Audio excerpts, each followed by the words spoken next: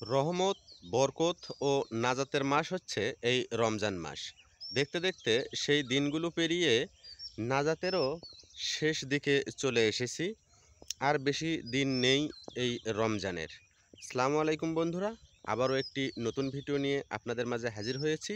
আশা করি সম্পূর্ণ ভিডিও দেখবেন। সম্পূর্ণ ভিডিও দেখার অনুরোধ জানিয়ে শুরু করছি আজকের ভিডিও।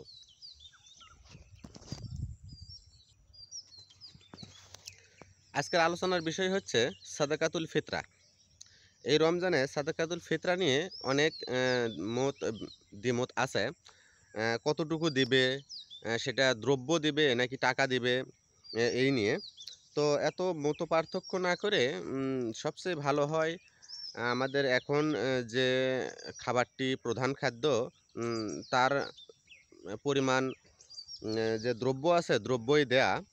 আর যদিও বা কোনো এলাকায় দ্রব্য না দেয়া, পরিবর্তে ওই দ্রব্যের টাকা দেয়া হয়, তাহলেও সদকা আদায় হয়ে যাবে। কিন্তু এখানে একটি বিশেষ কথা আছে, সেটা হচ্ছে ঈদের নামাজে যাওয়ার আগে এই সাদকাতুল ফিতরা আদায় করতে হবে। ঈদের নামাজের পরে সাদকাতুল ফিতরা আদায় করলে সেটা শুধু সাদকা হবে, সাদকাতুল ফিতরা হবে না।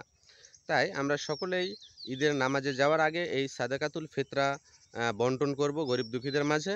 তারপরে ঈদের নামাজে যাব ইনশাআল্লাহ। এই সাদাকাতুল ফিতরা কোন কোন দ্রব্য দিয়ে দেয়া যাবে, এই নিয়ে অনেকেরই মতো পার্থক্য রয়েছে।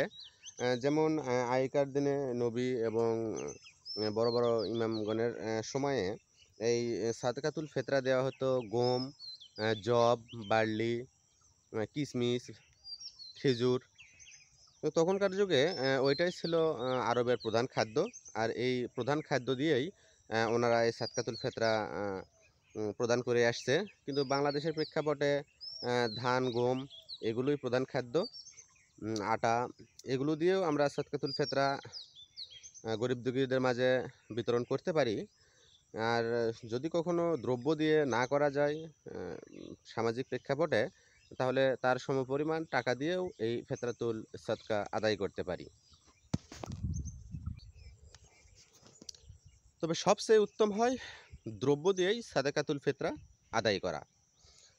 তো দ্রব্য দিয়েই করেন আর টাকা দিয়েই করেন, মূল বিষয় হচ্ছে ফিতরা, সদকাতুল ফিতরাটা নামাজে যাওয়ার আগে, মানে ঈদের নামাজে যাওয়ার আগেই অবশ্যই বিতরণ করতে হবে। সুপ্রিয় দর্শক, বলতে বলতে অনেক কথাই বলে ফেললাম। আজ এ পর্যন্তই। আগামী কোনো ভিডিও দেখবেন সে প্রত্যাশা ব্যক্ত করে আপনাদের সুস্বাস্থ্য ও দীর্ঘায়ু কামনা করে বিদায় নিচ্ছি। আল্লাহ হাফেজ।